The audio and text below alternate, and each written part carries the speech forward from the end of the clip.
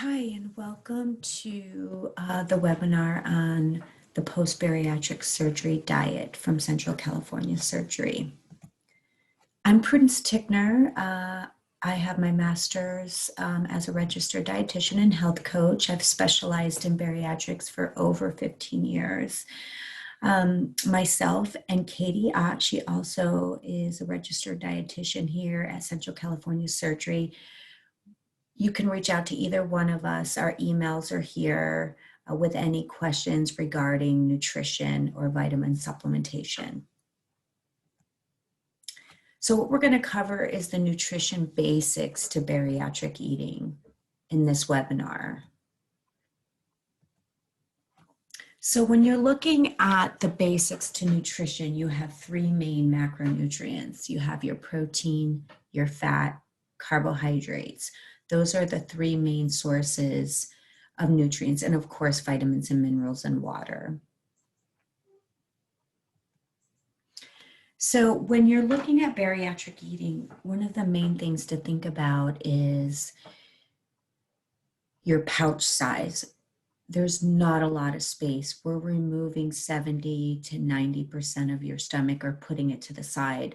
So when you're eating after surgery, you want to think, how do I get the biggest bang for my buck? And so with doing that, there is this synergistic effect of doing proteins and fats together. And so one of the things with bariatric surgery is it is rapid weight loss. And so when you lose weight rapidly, you are going to lose some muscle. But if you eat in a certain way, you are going to maximize fat loss and minimize muscle loss. And that's what we want to do, because as you lose muscle, you burn calories at a slower rate. And the easiest way probably to look at that is if you look at a man and a woman at the same time, they both go on a diet at the same time. Who do we know is losing weight faster? It's always the man. And the reason is because they have more muscle. So we already know that the more muscle you have, you burn fat faster. So we obviously don't want to lose the muscle that we already have. And that's that protein fat combination is what's going to help us do that. So it's going to help us maximize fat loss and minimize muscle loss. The other thing too is a lot of times with bariatric surgery, you see patients or you see people and they've lost their hair, they look 10, 20 years older, they have a lot more saggy skin. And so people think that this is just a part of having bariatric surgery, but it's actually on you as the individual. You actually can do a lot of preventative health just by making sure that you get proper protein, healthy fats, and carbohydrates into your diet. So with proteins, you have a lot of sources that you can look at. You guys will all be getting a nutrition book, a hard copy of a nutrition book. And so there is a full list of proteins in the back of your book that you can look for. So all seafood, fish, crab, shrimp, all of that, yogurts, cheeses, chicken, beef, eggs. So you have a lot of animal-based proteins that you can choose from. And then, of course, you have plant-based proteins. And so a lot of times, because plant-based proteins tend to be softer, so in the beginning, even though you might not be a vegetarian, you might want to look at plant-based proteins. And seitan, a lot of times people don't know what seitan is, this one right here. This particular item, actually gram for gram, is identical to animal protein. But it's soft and it doesn't really have a flavor, so it's going to take on whatever seasonings or whatever you're putting it with. And so seitan, your Beyond Beef or your Veggie Burger, Amy's type products, almond butters. And what's really nice about almond butters is almond butter or your peanut butters, things like that, or they're healthy fats, but they have protein in it. So there's lots of items to choose from. But what you want to be looking at right now is you want to make sure that, questions to ask yourself is, are you eating 3 times a day? Because one of the things also with bariatric surgery is uh, the part of the stomach that produces the hunger hormone ghrelin, we are either removing that or putting it to the side. So you actually don't feel physical hunger. So this is something that's different. Normally, if you go on a diet, we say, hey, pay attention to your body. If you feel physical hunger, eat. And if you don't, then don't. Well, after bariatric surgery, that intuitive part of eating, you're not able to do that anymore. So you almost have to set yourself up on a timer. And a lot of times I'll talk to patients and they're eating 1 or 2 times a day and they say, well, I just don't feel hungry. So it's really important that you start to train yourself to eat 3 times a day, because you are not going to feel that hunger after surgery. So you really want to get in the habit of eating 3 times a day. And then the next question to ask yourself is, am I getting protein at every meal? And start to work on that. And then thirdly, depending on your surgery, your protein requirements are going to be different. But if you're a female having gastric bypass or the gastric sleeve, you're going to have 60 to 80 grams of protein a day. Men having gastric bypass or gastric sleeve are going to have 80 to 100 grams of protein a day. And then anybody getting either the loop duodenal switch, the full or standard duodenal switch, or a distal revision, your goal is to get 80 to 100 grams of protein a day. So these are the things that you want to start to work on as far as eating 3 times a day. Am I getting protein at every meal? And then by the end of the day, am I getting my 60 to 80 grams of protein a day? Now, a lot of times I'll talk to patients and I'll say, hey, I go through these questions with you guys and I'll ask, are you getting your protein in? And you're like, yeah, I'm eating salami or I have bacon. And so a lot of these things that have some protein in them, they're actually considered processed fats. And so, when your space, your stomach space is minimized, drastically minimized, again, going back to getting the highest quality sources, these are not your best options. So they're not proteins, they're actually processed fats with very minimal protein. So this is really a waste of space. Bologna, sausage, bacon, salami, a lot of even your milk sources are poor sources of protein. Now, hot dogs, that's something that depending on the brand, like you can get all beef 100%, like Nathan's all beef hot dogs that would provide you 10 grams of protein, or they have the vegetarian hot dogs that also have 10 grams of protein per hot dog, which is about 1.5 ounces. So that would be a better source. So hot dogs could go either way. And so carbohydrates. So when you're looking at your food sources and you're going back to thinking through your steps and what's most important, it's protein first. So when you're looking at your plate, you want to identify your protein and you want to make sure that's first and foremost. And then you want to look at your healthy fats, and then it's going to be your carbohydrates, which come from a lot of different sources. You have starches, but you have fruits and vegetables, and obviously also processed sugars and sweets. And so I always love it when patients say, well, I cut all carbohydrates out of my diet. It's pretty much impossible to cut carbohydrates out of your diet because they're in so many different foods. But with bariatric eating, you are going to minimize starches in the beginning and overall carbohydrates. So because your stomach is so small, things that expand in water, so bread, rice, pasta, tortillas, pizzas, donuts, muffins, things like that, things that are going to swell. What happens is they get stuck very easily. And when things get stuck, you don't choke, but they create intense pressure in your chest. So what happens? It really will put you out of commission for 5 to 10 minutes. And a lot of times what happens is it ends up making you throw up. So this is not a forever thing. When you have surgery, your stomach's like a balloon. So it relaxes, it stretches over time. So a year down the road, honestly, most foods will come back in moderation, but you have to know that in the beginning, those starches that expand, you're really not able to do those. So we want to start cutting back on starches.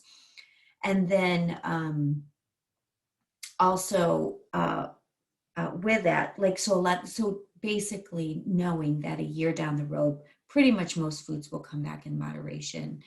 But the one thing for sure, like if you look at this picture here, there is one thing on here that is a forever no, and it is soda or any form of carbonation. So if you are drinking soda or carbonated waters, you definitely want to start to cut back on those. We ask you to be completely off carbonation 2 weeks before surgery. And there's with carbonation, definitely it creates pain. So it's going to produce a gas. And then because your stomach is so small, it can cause tremendous pain. So that's the first thing. And, this has been my specialty for approximately 16 years. And I'd probably say about 90% of the people I work with that gain their weight back or don't lose all their weight are drinking some form of carbonation. So it's not just soda, but those sparkling waters, like ice waters, are the Perrier's, things like that. You just want to be mindful of those. And there is, what I find is people that are bringing in carbonation, they just tend to eat more. So what happens is over time, they're bringing in more calories. And obviously if you're bringing in more calories, then you're starting to gain your weight back.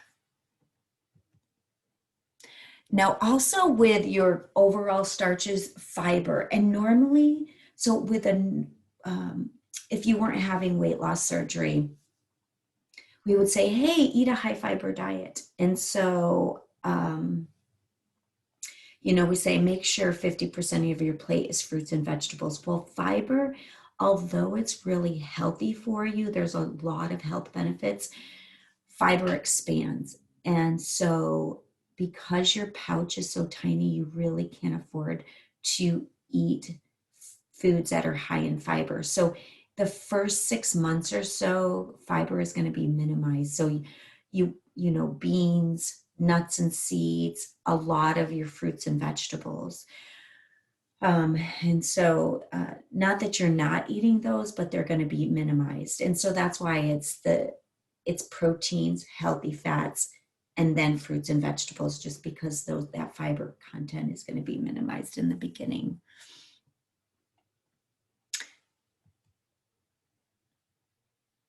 Sugar-free alternatives. So there's a lot of information as far as sugar-free, because you're, especially with, you have, your surgery. So you have the sleeve, you have gastric bypass, you have the loop duodenal switch and the standard duodenal switch. And there's different pros and cons with each surgery.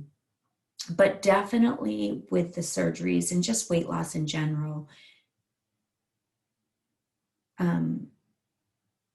obviously lower sugar content is what we're looking for. So what happens is you end up,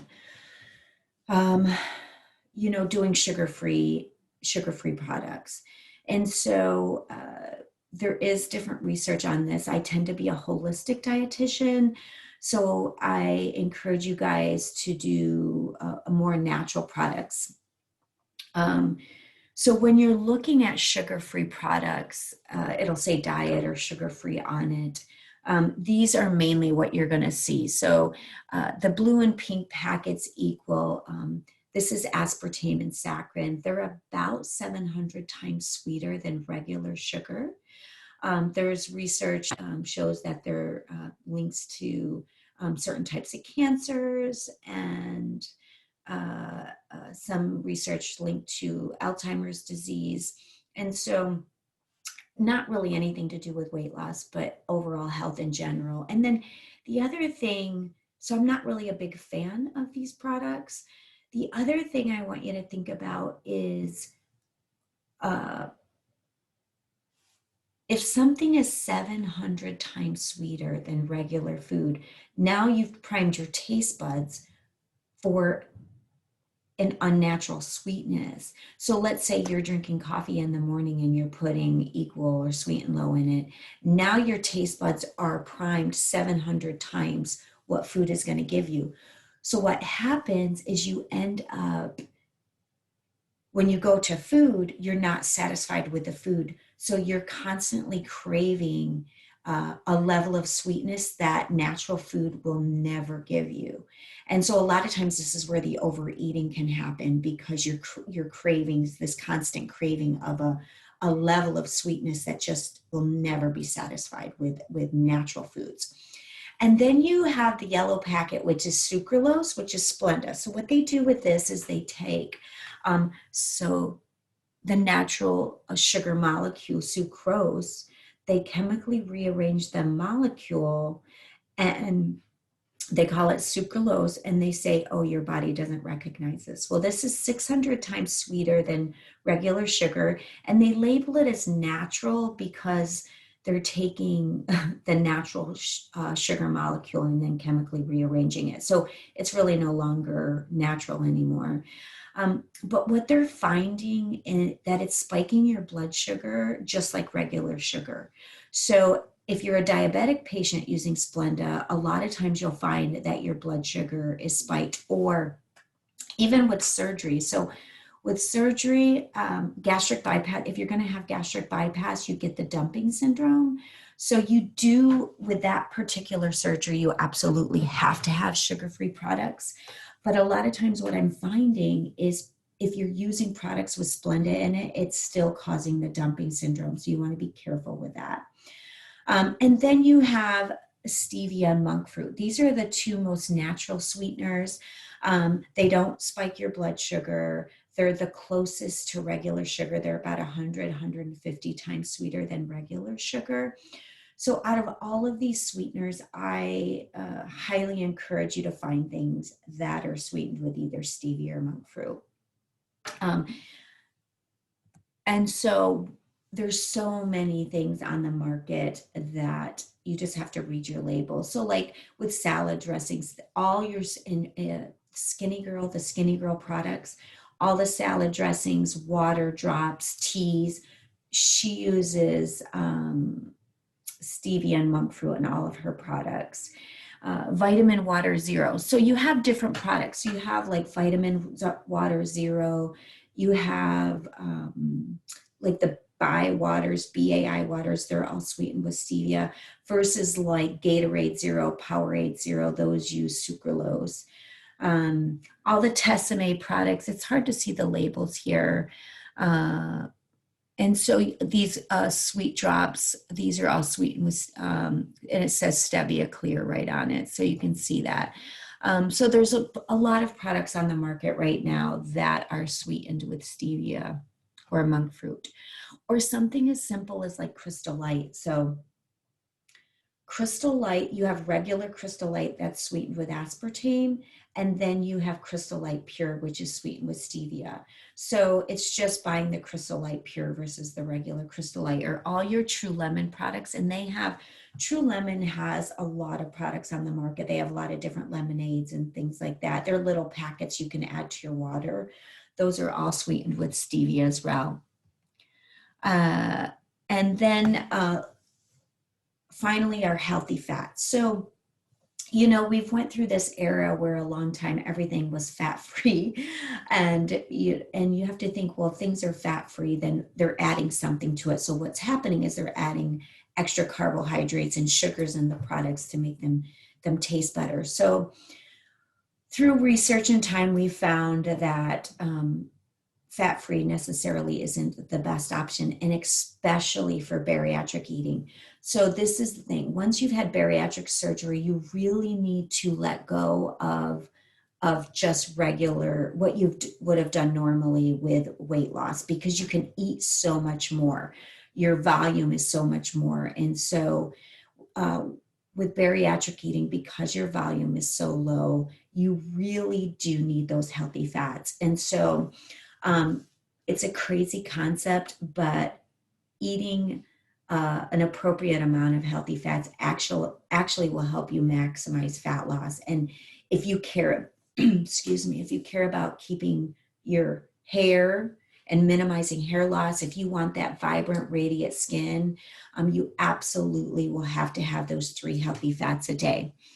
And so, healthy fats are avocado, your nut butters, cooking with olive oil. And so this is where it's like, you go out and get fried foods, and you know, that's now an unhealthy fat because it's a trans fatty acid.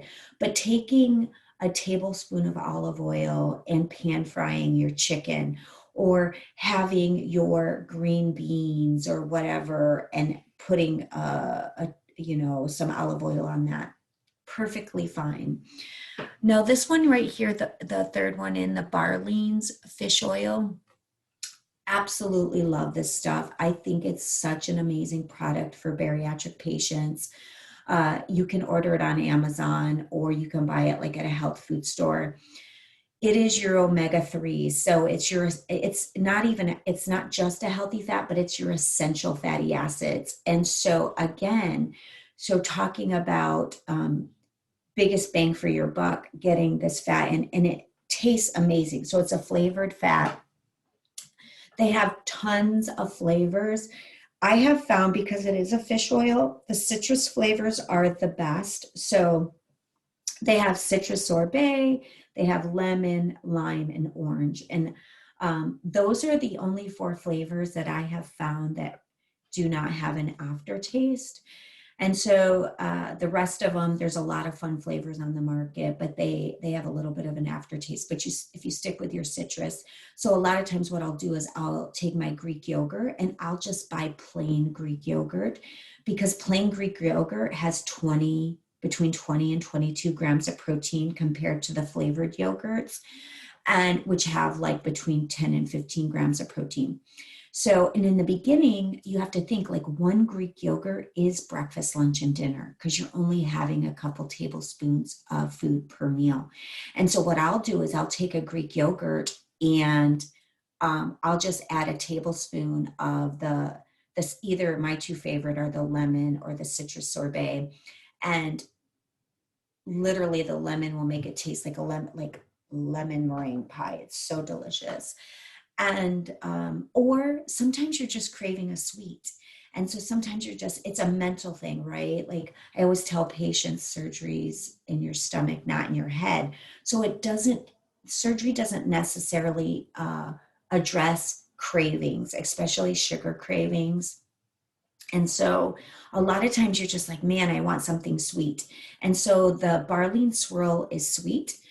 So you can, and it's just a serving as a tablespoon. So you can have, craving something sweet and just pull it out. And it's almost like a mousse. So you would put it on a spoon and just take it like that's delicious. And then you have nuts and seeds, olives. They have the olives now in the little to-go containers. So,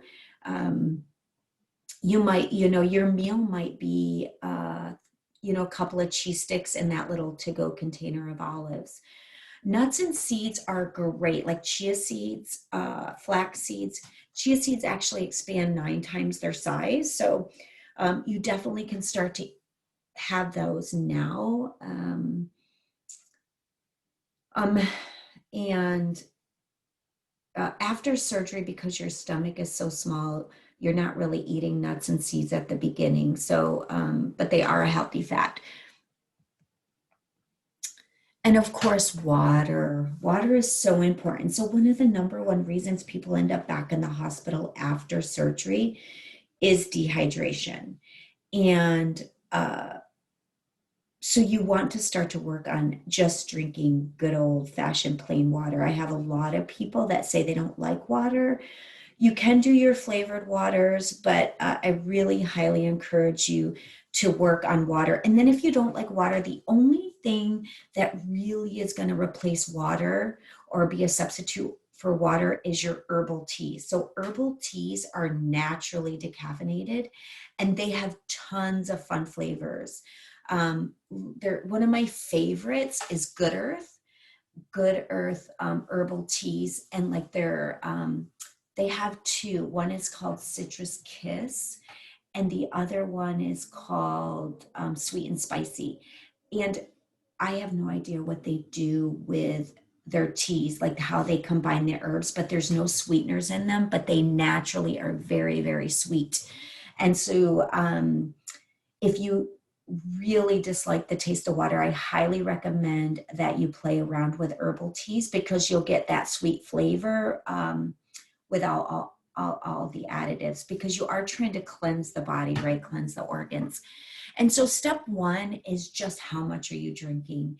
And, the generic number of 64 ounces, so a lot of people think they need 64 ounces of fluids, but you actually need half your body weight in ounces. So if you weigh 200 pounds, you need 100 ounces of water a day. So just start to work on that. So if you're not drinking any, start with one bottle and then slowly work your way up. You don't want to go straight to 100 ounces if you haven't been drinking any fluids at all or any water at all. Now, after surgery, because your pouch is so small, the baseline is 48 ounces. So you definitely want to be up to at least the minimum, which is 48 ounces a day. Now, with surgery, because your stomach is so small, you can't guzzle water. You only can take little baby sips throughout the day. So you need to be drinking 48 ounces of fluids, but with sipping. That it's basically like if you think of a shot glass or a kid's medicine cup, it's half of that. So it's a half an ounce every 5 minutes. So you want to definitely start to practice your sipping. And then the other thing is you can't drink with your meals. And so the rule of thumb is no liquids 15 minutes before you eat, the entire time you're eating, and then 30 minutes afterwards.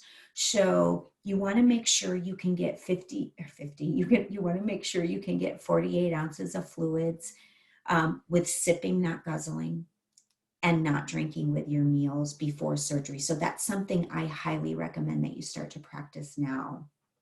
And then if you can get up to half your body weight, that would be great, because your fluid intake is probably going to get cut in half just because of the drastic decrease in portion, of your stomach size.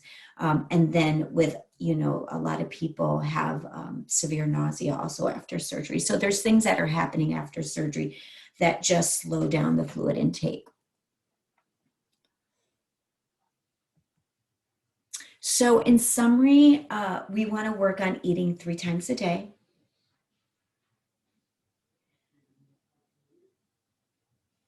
We want to work on getting protein at every single meal.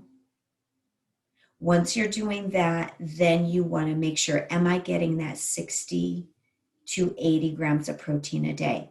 Remember, females having gastric bypass or gastric sleeve is minimum of 60 grams a day. Men having sleeve or gastric bypass, minimum of 80 grams a day. And then anyone having the loop duodenal switch, the standard duodenal switch, or a distal revision, your minimum, these are minimum goals. You can always do more, but minimum is 80 grams a day.